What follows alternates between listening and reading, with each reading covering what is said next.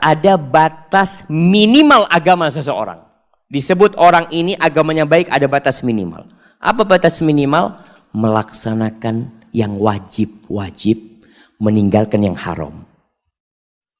Nggak harus lulusan pesantren. Nggak harus hafal Quran. Tapi anak ini alhamdulillah sholat 5 waktu di masjid.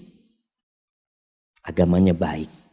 Dia tapi Ustadz, dia nggak paham ilmu agama Ustaz. Tapi dia mau belajar. Alhamdulillah. Sudah cukup. Akhlak. Nah, akhlak itu ada 4 dasar akhlak mulia. Yang pertama, asy-syaja'ah, kata Ibnul Qayyim.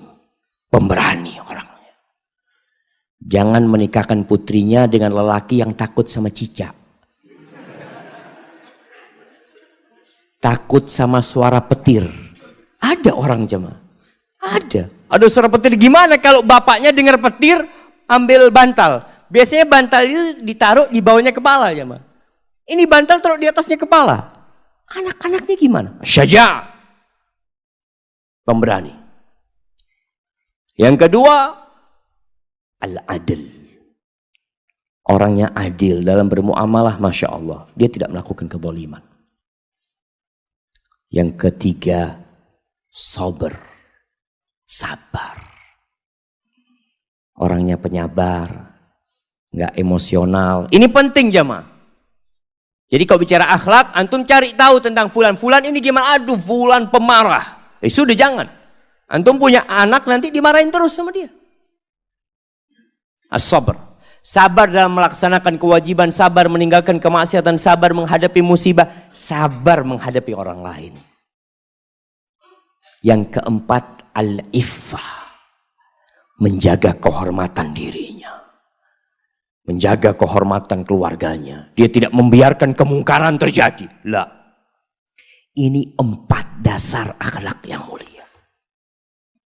Ada 4 dasar akhlak buruk. Ibnu Qayyim juga menjelaskan 4 pokok akhlak yang buruk ini. Yang pertama adalah al-jahl, kebodohan. Yang kedua kezaliman.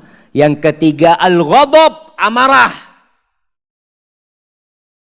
Yang keempat asyahwah, suka mengikuti syahwatnya. Jadi cari tahu. Mau cari tahu akhlak, jangan di masjid. Di masjid ini semua orang baik jemaah. Antum bisa lihat, nggak ada yang buruk. Kalau mau tahu akhlak seseorang di mana? Di tempat kerjanya, di rumahnya. Tanya sama tetangganya, tanyakan kepada sahib-sahibnya. Bukan di masjid. Di masjid untuk mengetahui agama seseorang. Mau tahu agama seseorang, tanya sama Ustaz Khairul, tanya Ustaz Ahmad, sama Ustaz gimana fulan Ustaz? Oh fulan. Fulan yang mana? Itu yang rumahnya dekat masjid Imam Syafi'i Ustaz. Oh Masya Allah fulan itu. Biasanya kalau datang ke masjid itu waktu khutbah kedua. Khutbah kedua kan Ustaz di atas ketahuan. Oh ini telah tahu Ustaz yang telat-telat tuh jemaah. Seperti itu. Artinya tanya sama Ustaz untuk urusan agama. Akhlak. Pernah suatu hari Umar bin Khattab radhiyallahu taala anhu sedang di Masjid Nabawi, mungkin dia ada seorang yang mau jadi saksi.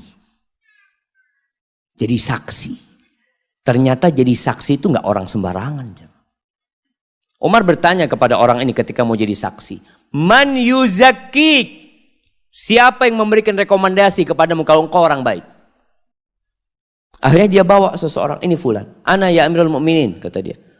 Ata'rifuhu? Kau kenal sama dia? Naam. Oh, kenal sama dia kamu. Hal safarta ma'ahu? Engkau pernah melakukan perjalanan sama dia? Lah, enggak pernah. Taib.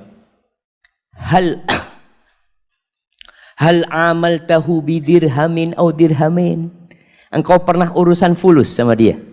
1 dirham, 2 dirham? Enggak pernah. Taib. Pertanyaan ketiga. Hal jawartahu fa'arafta mudkhalahu wa makhrajahu?